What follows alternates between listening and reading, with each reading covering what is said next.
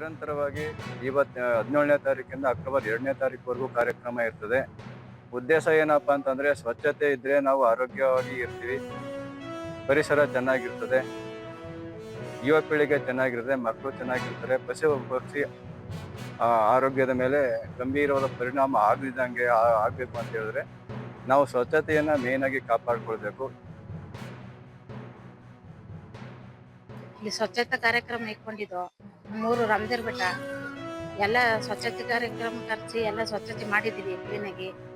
ಎಲ್ಲ ಊರ್ ಕಡೆನು ಮಾಡಿ ಎಲ್ಲ ಪಂಚಾಯತಿಲಿ ಗ್ರಾಮ ಪಂಚಾಯತಿಲಿ ಮಾಡಿ ಸ್ವಚ್ಛತೆ ಕಾರ್ಯಕ್ರಮ ಇಡೀ ವರ್ಷದೊಳಗೆಲ್ಲ ಸ್ವಚ್ಛತೆ ಮಾಡಬೇಕು. ಇದು ಒಳ್ಳೆ ಕಾರ್ಯಕ್ರಮ. ಅದು ಅನುಸಾರಾಗಿ ನಮ್ಮೂರಲ್ಲಿ ಮಾಡಿದೀವಿ ಇವತ್ತು.